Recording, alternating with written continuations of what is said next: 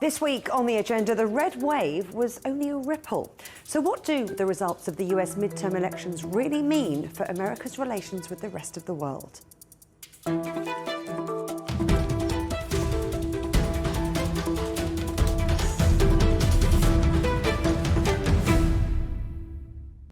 It had been predicted it would be a bad night for President Biden. Elections halfway through a first presidential term traditionally haven't been good news for the incumbent. And yet, in spite of his very low public approval ratings and fears the Republicans were ready to strike, that's not what the voters provided. So where does that take the US as we head towards 2024 and the next presidential election?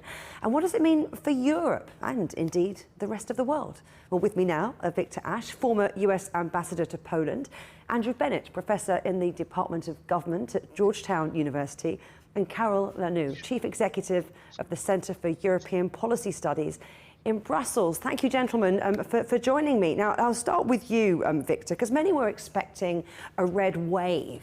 And what we've got is more of a red ripple. What does this mean, then, for the US relationship with Europe? It means the Biden administration will have clear sailing. Not entirely clear, but if the Congress on the House side is unclear, then they're not equipped to challenge President Biden very effectively. On the Senate side, if it's a 50-50 vote with Vice President Harris making it, that's good news for President Biden because they can continue confirming his appointments to various positions and pass legislation just as they have in the last 2 years.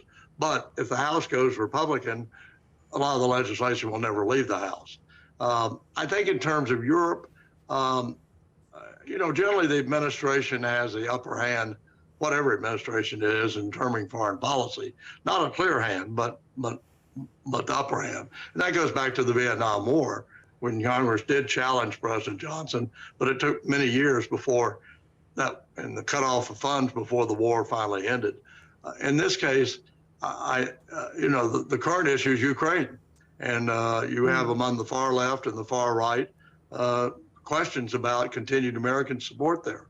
Although I think the mainstream in both parties, and particularly led by Republican leader McConnell in the Senate, who's been to Kyiv and is very supportive of President Zelensky and Ukraine, may be different from Kevin McCarthy. And I'm not sure we know where possible Speaker McCarthy is because he's having to placate so many different factions within a possible majority.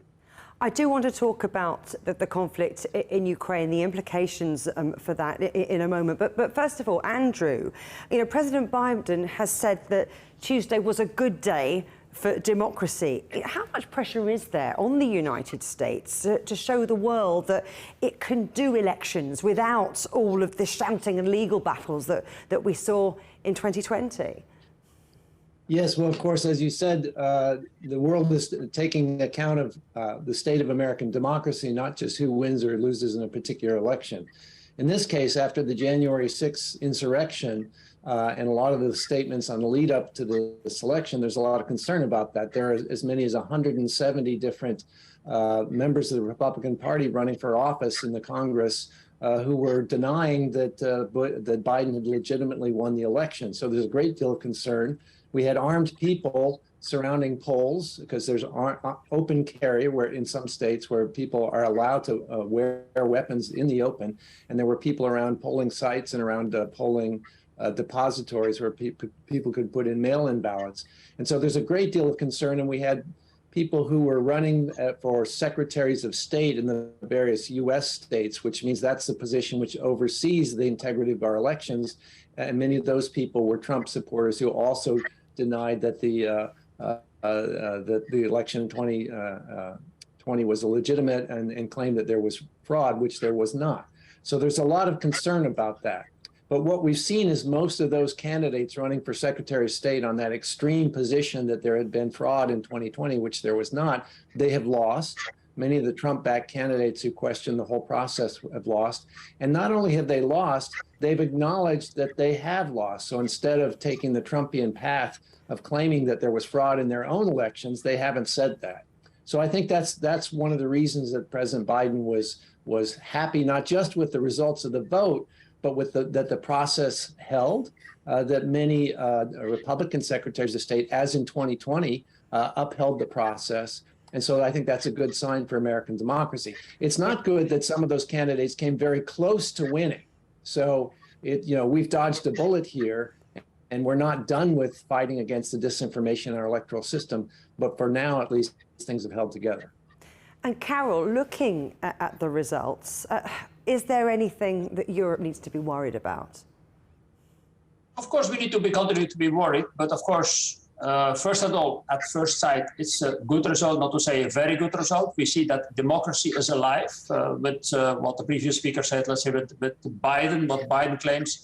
And I think that was the biggest concern in Europe, let's say, is it possible that these election results, as we've seen 2 years ago, could be faked or could be undermined by certain groups? But we see that these people, these Trumpian congressmen, less have been elected than expected. So that's a good result.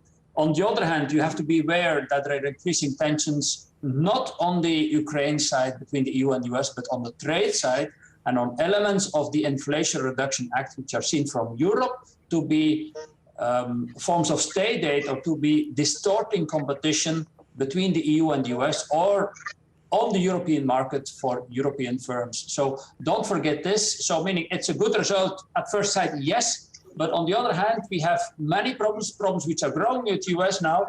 And since this is a Democrat administration, they, of course, give preference to the local concerns, to the local public in the United States, and may be a bit less concerned about the overall openness to trade for the United States, which for a traditional Republican camp was the priority. So don't forget, the Republicans in the past in the United States were much more for free trade before Trump than the Democrats. And what we see now also in the Inflation Reduction Act are elements which raise concerns in Europe. I do want to talk about trade a lot more, but first let's come back to that issue about Ukraine and United States funding for support of Ukraine. Victor, European officials say that Republicans and Democrats broadly agree, but how do you see the US role in terms of Ukraine and its funding to stay as we lead towards the 2024 presidential elections? I think President Biden's going to continue to be strongly supportive of Ukraine. Obviously, there'll be talks behind the scenes as to whether Ukraine will negotiate with Putin or not. And we'll just have to see how that turns out.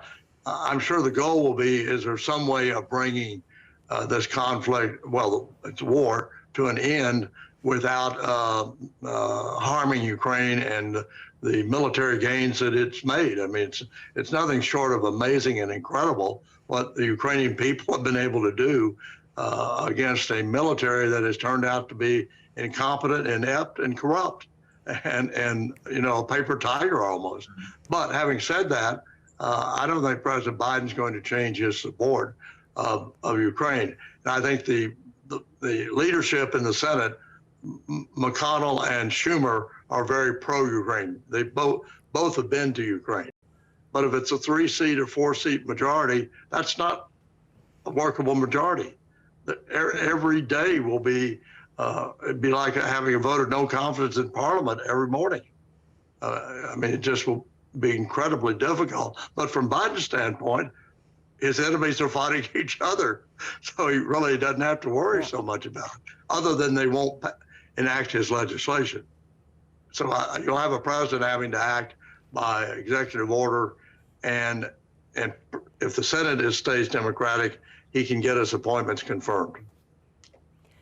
Andrew, it's an expensive conflict, though, isn't it, in Ukraine? Do you think there's going to be more pressure now on Europe to increase the contribution that it's making? Well, I think there will be pressure on Europe to at least be, matching as it has so far, not literally to the dollar or the pound, but matching in general the U.S. effort. And American leaders understand that Europe's going to have a hard winter with high energy prices, and it's important for the United States to continue to contribute as well to set an example for our European partners to do that. I think, leading into this election, there were a lot of headlines both in Europe and the United States worrying that if the Republicans won, that would mean, a significant cutback in American aid to Ukraine. I think that was overstated in the first place, because as Victor just said, if you look at some of the leaders in the Senate and in the House, even the Republican leaders, they've been pretty supportive of aid to Ukraine. It's true that of the opponents of aid to Ukraine, most of them were Republicans. When we had votes on aid in the spring, 11 senators, all Republicans, 57 members of the House, all Republicans voted against aid. But that still left a majority of Republicans in both chambers supporting aid. So I think while American aid for Ukraine has been so strong that it could only go down, I don't think it's going to go down by much, if any. And I think this election has reaffirmed that. And Karel, what do you think from that perspective? Can Europe afford to match the US? Europe should afford to match the US. It has not done sufficiently over the last 8 months, 9 months.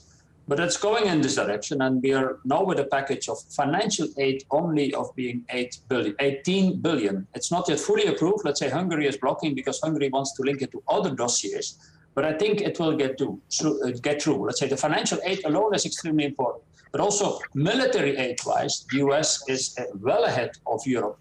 And also that we need to know, let's say, that Europe should do much more military-wise. But I hope, and certainly what we see what's happening in Germany slowly, is that this big conflict in Ukraine is a huge wake-up call for Europe, certainly to reduce its dependence on American military support. And we need to be standing on our own feet much more. I mean, if there is a change in 2 years in the administration towards a more Trumpian model, then we should be extremely concerned. And you see what has happened with Russia. So I hope that the Europeans are waking up and that we have a much more combined effort to increase our defense spending and to have a credible military, because at the moment we don't have a credible military, certainly not without NATO. Victor, I want to talk about how the US strategic foreign policy is also changing. I mean, do you anticipate that the Obama-style emphasis of the US focusing more on China rather than Europe might come back to the fore? I think it'll be more even-handed. Obviously, President Biden, as we speak, I believe is flying to Asia and Indonesia. He apparently will have a side meeting with President Xi of China, which is good. Obviously it'll be a difficult meeting because there's so many differences. We have to engage China. We have an outstanding ambassador there, Nick Burns, very distinguished foreign policy and former ambassador to NATO. And so the fact that you're engaging China, which you ought to be doing, as well as South Korea and Japan, doesn't have to be the expense of Europe. I mean, we have to do both. And I think that's where President Biden will probably move. And a lot of it, in this area, really, it's more the executive branch that makes decisions. That isn't to say it's exclusive. And a wise executive branch keeps key members of Congress of both parties on board. Gentlemen, we'll take a short pause there, but stay with us, as still to come here on this Agenda US Midterms special. As the world gathers at the COP27 Climate Summit, we'll find out where America now sits in the fight to save the planet.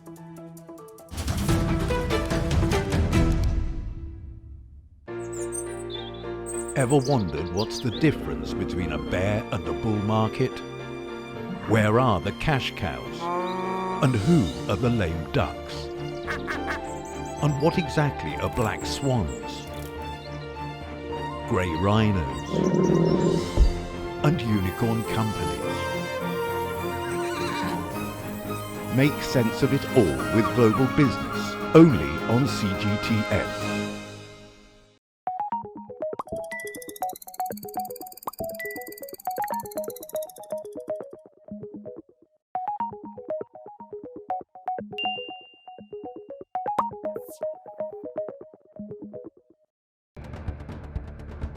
Events have consequences. Words create impact. Unprecedented scenes that we saw. The clean-up operation is now well and truly underway. parts of southern Europe remain in a state of emergency. Context gives meaning. People make history. Far more than 1,000 people have come here today. But authorities are still on high alert. So now we've actually become the border on this road. A complex world demands a comprehensive view. But with the cleanup efforts more or less under control, The economic impact is bound to ripple across the country. There's plastic pollution everywhere. Because the world today matters for your world tomorrow. This is the living area of the crew. The focus is firmly on future technologies. Well, this is something completely different. The world today, every day on CGTN. Roger, you loud and clear. We can try out the wild and the crazy ideas. Nothing can stop an idea whose time has come, and this idea is coming. I actually feel quite comfortable in isolation. We should all be very basic when we're trying to save the world. Awesome! We hope it will happen. We have to live in hope.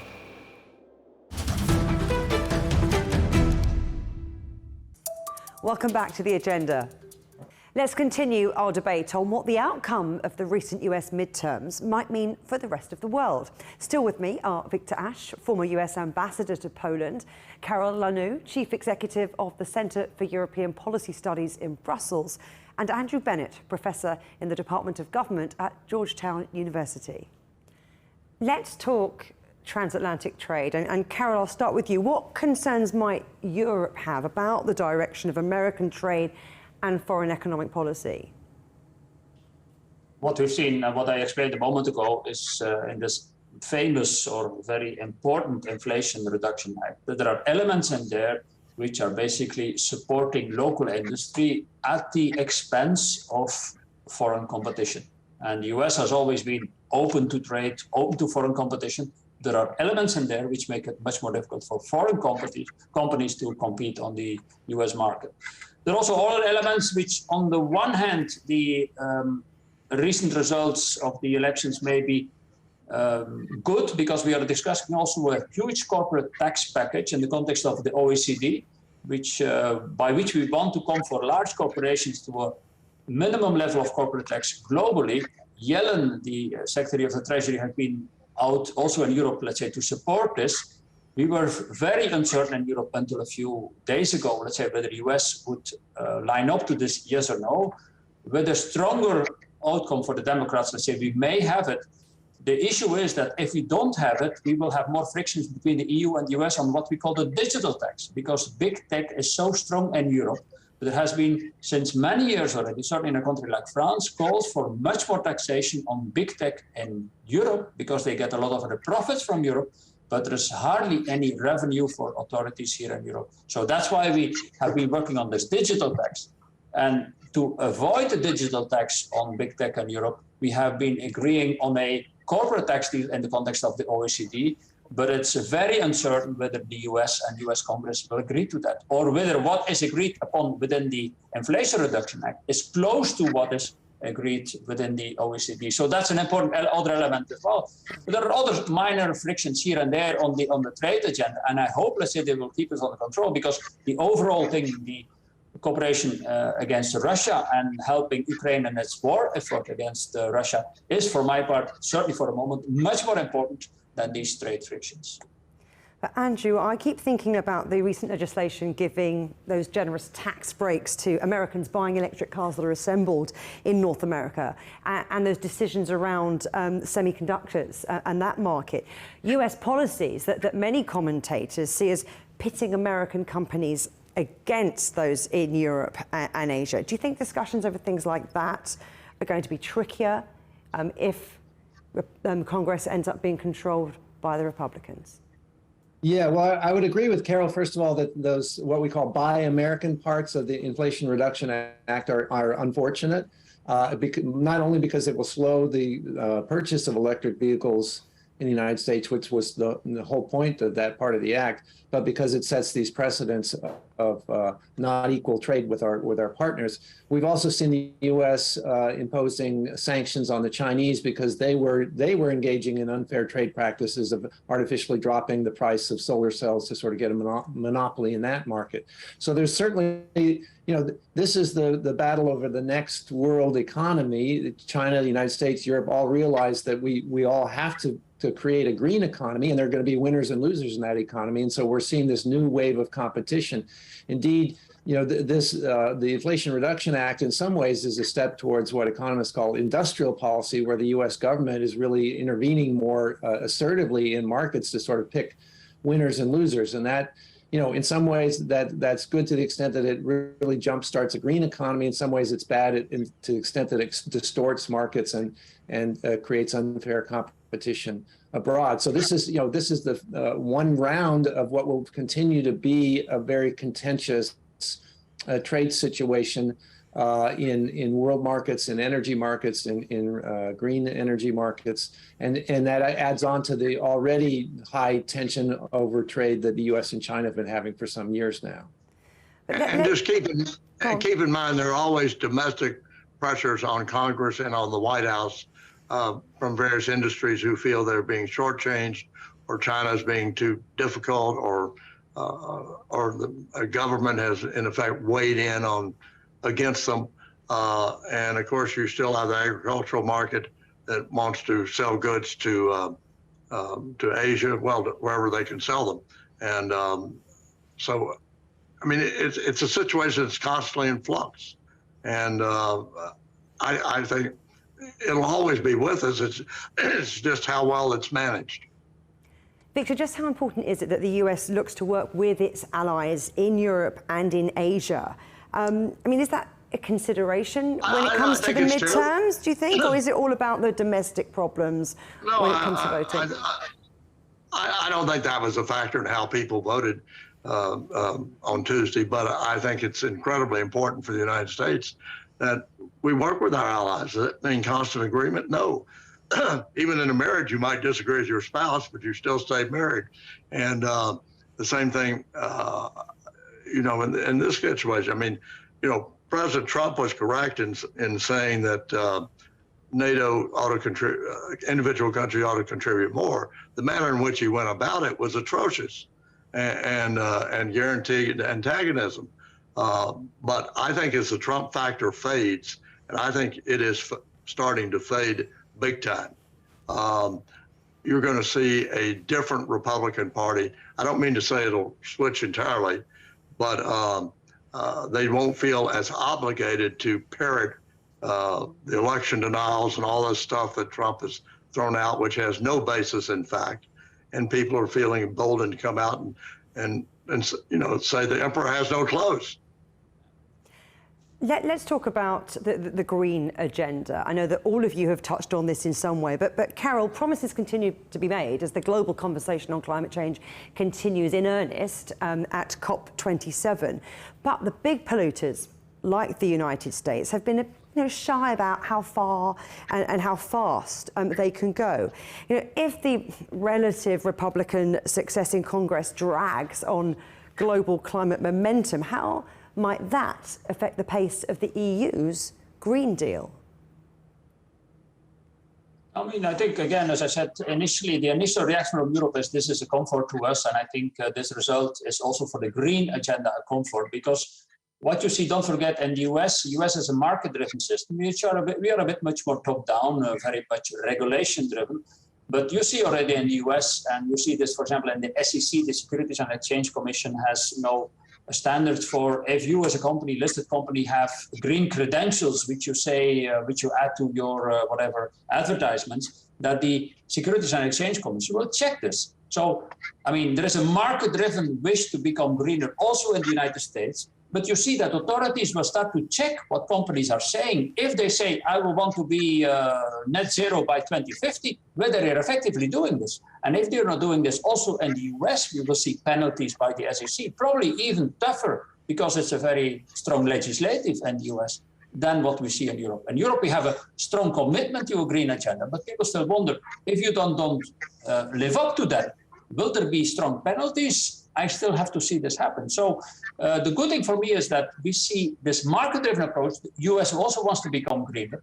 Of course, it has a different structure than Europe, a way to commit to that, let's say, by a legislative means, but the people want to do it. And that is also what I see in this result, also in the result on some other things which Republicans have claimed on people's lives, etc., that people want to be listened to and don't want to be dictated by a few ideologues what they should do. Certainly within the Republican side, which have still deniers of climate change, this is a good election result. Andrew, many would say that Europe failed to prepare for that Donald Trump win in 2016. And I wonder, could history repeat itself, or is Europe less complacent now over a possible surprise in 2024? Yeah, I don't think anybody's complacent about a possible second Trump campaign for presidency. A lot of media reports here suggest he may announce even within a week or so that he's planning to run. Indeed, there were reports that his advisors had to pull him back from announcing on the eve of the midterm elections, which would have given him even more ownership of the shortfalls of the Republican Party in that election.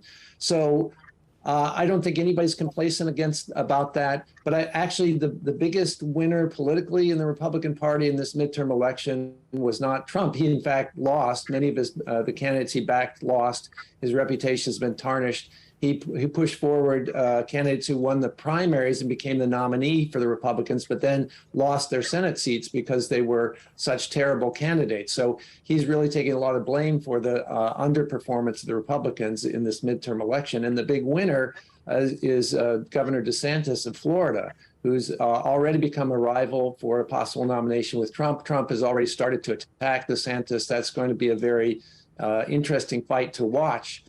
So, while we should all be keeping an eye on the possibility of a second Trump campaign, or even the possibility he could win the nomination, or even the small, in my view, possibility he could win a second term, I think the more likely outcome from this midterm election is that it makes it much more likely that DeSantis will be the nominee in 2024 rather than Trump. And Karel, in terms of the next presidential elections, how do you think Europe should be preparing itself this time around? I mean, the most important thing what we need to be prepared for is just if there were to be a kind of a comeback of Republican and a Trumpians way, one way or another, that we are stronger on defense, but also that we prepare on the trade side. And we see what harm has happened, let's say, also for climate change agenda, for example, under the Trump time, let's say that we are prepared for this. Whether we will manage to make up our minds, let's say that's another question. Probably, certainly on the trade side and on the climate change side, probably less on the defense side, because there's a lot of effort to be done, let's say, to be ready defense-wise and for Europe to stand on its own. Let me just put a note of caution on Governor DeSantis. Certainly today, he's the obvious front runner after Trump, maybe in place of Trump. But the history of people who are front runners 2 years out is they don't often end up being the nominee. I mean, he'll have to do battle with other Republicans who also want to be the nominee. And, he may very well survive it. George W. Bush did when he ran in 2000, but others did not. And you look at the Democratic primary, here's Barack Obama. Who had ever heard of him? But he wins a few primaries and all of a sudden he's the nominee. So I think it's a little early for the coronation of Governor DeSantis, but he's a key player, no question about that. It's interesting stuff, isn't it? Well, it's been an absolute pleasure talking to all of you. Victor Ashe, Karel Lannoo and Andrew Bennett, thank you. Sure. Bye. Thank you. You can watch every episode of The Agenda in full on CGTN Europe's YouTube channel. And for exclusive extra content from me, my guests and the rest of the team, don't forget to check out The Agenda Show on TikTok. Coming up on a future agenda, The population explosion. As the UN confirms there are now 8 billion people on the planet, what does it mean for food security, pension payments and healthcare? But for now, from me, Juliet, Mann, and from all of the Agenda team here in London, goodbye.